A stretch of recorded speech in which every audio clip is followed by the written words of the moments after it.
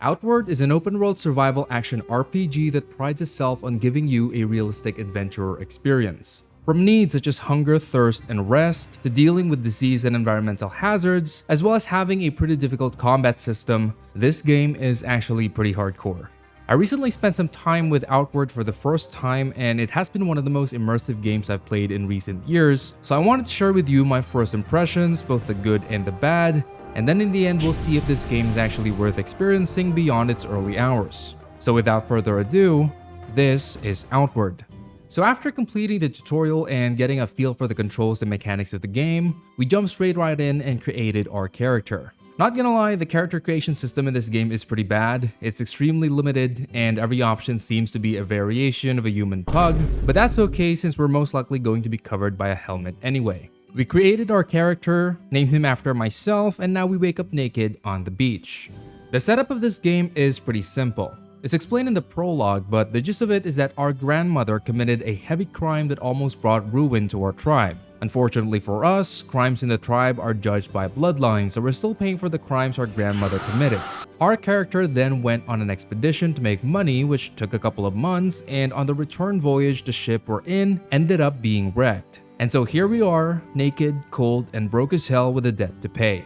We picked up a torch and stole some clothes from a deceased sailor, and after drinking some water from the river, we headed straight to the camp in the distance.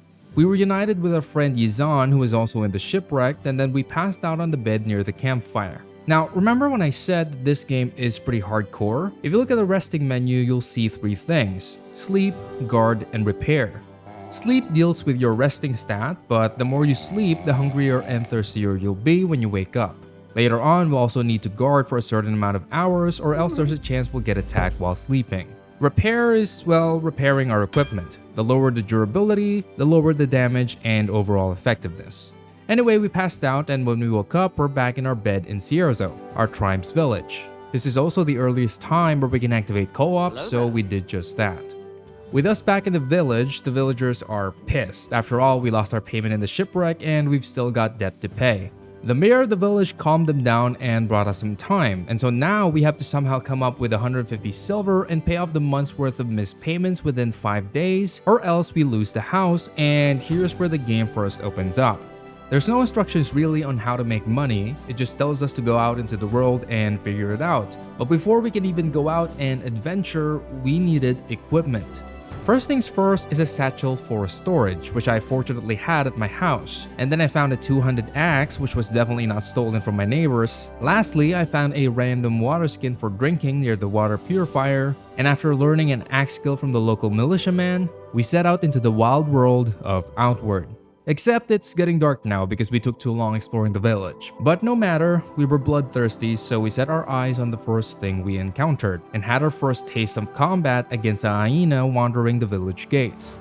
I went in axe blazing, ha ha ha, and the beast fell, dropping bones, hide, and meat, which can be used for crafting, cooking, and a bunch of other survival essentials. Next, we came across some bandits, and these guys were a little bit tougher. The plan was to split and face one bandit each, and at first I was doing incredibly well. Axe blazing, ha ha ha, and he's one finger flick away from dying. I get complacent, he hits me 3 times, and now I'm one finger flick away from dying, so I'm sweating my balls trying not to die. At this point, my Dark Souls instinct starts to kick in, I wait for him to strike, I play around with his spacing, and boom, we got the win. The combat might be simple at this stage of the game, but now I feel pretty excited. It's high adrenaline despite its clunkiness, and I feel like I'm in actual danger despite having high health. One mistake and it's night-night. Since we're pretty beaten up at this point, we made a campfire with the wood we chopped from trees. I tried out cooking, which I failed miserably, and then we tried to camp out before realizing we only had one bedroll. Because we didn't have enough crafting materials to make another one, we immediately ran back to the lighthouse where we lived, sold some of the stuff we looted, and then headed to bed to prepare for day 2. I made a grand total of 12 silver the first day, and also I accidentally sold my axe. We might actually lose the house. Day 2 actually went a lot better. We did our daily bandit hunt for loot, but then it started raining and we were getting wet, so I wanted to look for shelter. We couldn't really find anything nearby, so we just hid and made camp in this random rock crevice. And as the rain started going away, I had my first death from an infection I caught fighting a hyena earlier in the day. After getting patched up with bandages, we saw this huge mountain in the distance and decided that's where we'll be exploring and making our fortune. And so after ganging up on a chicken, we went around the surrounding area gathering literally everything. We also found this mysterious cave with an alien looking dude inside just chilling, and he was actually pretty cool. He gave us some fur armor so we didn't mess with him. Also, he looks pretty strong, so you know. Get away from me! As the sun started to settle, we headed back to Cierzo to see how much we made. And as I said earlier, day 2 ended up being a lot better. I found an axe replacement thankfully, and I made 45 silver, so the future is looking really bright for our lighthouse. Morning of day 3, we came to a realization. We could just combine our money and pay off the debt. So we did just that. And on time too. I'm impressed. Now that our base of operation has been secured, we set our eyes on our next goal, and at this point, the game actually nudges us into 3 directions. First is to go east of the map, which will take us to the Hallowed Marsh to fight the Scourge and join the Holy Mission with Old Yale, the mayor's daughter who decided to leave the village life. Second is to join our friend Yizan, who's decided to go to the heroic kingdom of Levant because his family was just assigned a blood price for his brother messing up and not managing the lighthouse, which caused a shipwreck that we were on. I swear to God, this village is ass. The last choice is with Risa, the mayor. Since her daughter decided to abandon the tribe, she wants to adopt us into her family, clearing the rest of our blood price, and in return, her plan is to groom us to become the next mayor or something like that. She's going to the Enmerkar Forest, the birthplace of the Blue Chamber Collective, which refers to all the tribes, and so she wants us to meet her there. Once again, the choice is ours to make. Me and my partner were both fed up with village life and its bullcrap blood price, but we were split in the decision of where exactly to go. I wanted to go to the desert and she wanted to go fight the Scourge. So before we left the village for good, we decided that it's a good idea to get a little bit stronger first, and that means a couple of things. One is to loot the surrounding points of interest, mainly the bandit camp to the west so we can get some better equipment, and 2 is to acquire magic, which the villagers tell us can be accessed by going to the huge mountain from earlier in order to find a ley line. With our goals set, we went off for another day of adventure. Surprise, it's day 4 now. We were actually gonna explore the bandit camp yesterday, but we got distracted by a cave and fought some insect-looking humanoids and got messed up really bad by these mages, so we had to turn back early. Anyway, today is bandit camp day. After almost getting hit by a spike before we even got to the camp, we were chased by this Wendigo-looking dude, and after trying my best to serve as bait while my partner shoots at it with her arrows, I choked and passed out after getting hit with his 3-branch arms.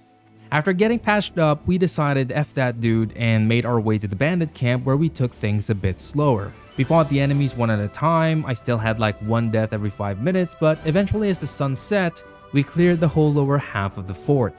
We had to camp out here since it was nighttime and we didn't have health anymore, and then we woke up on day 5 with more bandit hunting. Finally, we made our way to the bandit chief, and look at that, I'm gonna get that weapon. This was actually a pretty difficult fight. He had a gap closer that did a lot of damage, and he had wide swings that were hard to judge the distance of. Eventually, after cheesing his aggro, we brought him down, looted his stash, and finally I have a really cool looking weapon that I'm actually pretty proud of. This was a hard fought loot. Drip check. We went back to Cierzo to prepare for the Magic Mountain, but not before getting caught by that spike from earlier. Day 6, we hiked to the top of the mountain to find a ley line so we can unlock magic. I'm not actually planning on activating my magic at this point, not sure how smart that is, but we're planning to create a balanced party with an all-in warrior and an all-in mage. The mountain was huge and took a while to climb, but the view here was gorgeous. One thing I really like about RPG games is being able to climb on top of really high places and seeing what's around, and then having the ability to actually go to those landmarks, so these views make me pretty excited for what's to come. At the top of the mountain was this huge stone mantis, and we finally got to try out our new weapons, and while it wasn't an easy fight, we started to feel like we were finally getting good, and our confidence combined with the new weapons that we got was at an all-time high. Anyway, we got a cool sword, but no ley line at the top. So instead, we explored an entrance that we found halfway up that actually goes inside the mountain itself, thinking that maybe the ley line would be hidden under the mountain. Upon entering, we found a dungeon. There were some puzzles and new enemies here, and after some unnecessary struggling with this little glowy boy, we spent the rest of the time solving puzzles until we finally made it deeper and deeper into the mountain. It took us until day 7 before we could get past this area, but finally, we made it to the heart of the mountain where the ley line was, and it looks so cool.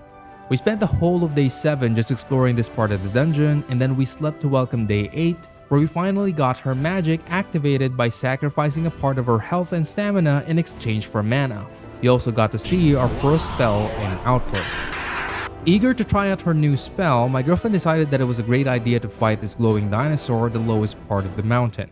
After repeated knockouts, it became clear to me that this lizard was too high level for us. But for some reason, she just wouldn't give up, so after dying twice, it's now day 10, and we found ourselves outside of the mountain after we dragged our dying bodies out of the darkness of the mountain. And of course, we spawned on the wrong side, so we had to fight our way through a new part of the dungeon just to get back to the freaking dinosaur. And the worst thing is that this part is way harder than the part we went through the first time. Anyway, once we made it back for the third time, I finally convinced her that we're underleveled. So we settled for looting its lair before heading out to what we thought was a shortcut to Cierzo. But instead, the shortcut actually brought us to the southernmost area of the map, right about here. Oh, and it started raining, so we took shelter in a place called Vendaval Fortress where we were tricked by a fully armored dude into a fight. He beat our asses, but as you might know from the previous dino incident, we're a little bit competitive. We took up his challenge again the next day and we pretended to be caught in his trap. Caught in his trap we did, as we didn't wake up in the room where we fought him earlier, but instead were stripped of all our possessions and are now trapped underground as slaves. I think the proper way to escape was to buy our way out by mining, but at this point we really couldn't give a shit anymore, so when we found this giant pit that goes nowhere, we decided to take our chances and we just jumped. We found ourselves beached just right outside Vendaval Fortress. Luckily, we were able to recover our backpacks, but we did lose our OP weapons, and you can't hear this from the gameplay because I didn't record our mics, but we were actually crying as we walked back home to Cierzo, vowing revenge on the bandits of the fortress. And of course, as soon as we started heading back home, we were ambushed by even more bandits and was then beaten up, which got us killed, and then we got this death screen saying that somebody found us on the edge of death, that we were out cold for several days. But luckily, the kind stranger brought us to a very familiar place, the local inn in Cierzo. Finally, we're home.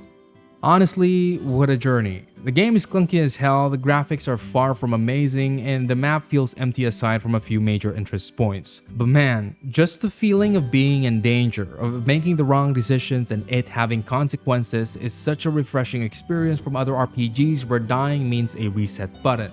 Outward is one of those games where undoubtedly there's a lot of people who's going to be calling it a terrible game. But terrible as it may be, I had a lot of fun.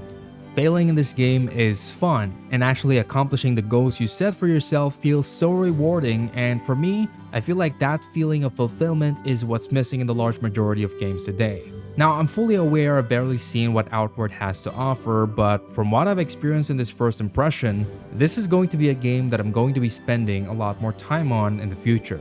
Hit that like and subscribe button if you want to see more, and also thank you to our Patreon supporters for making this channel possible. I'll see you guys next time. Bye bye.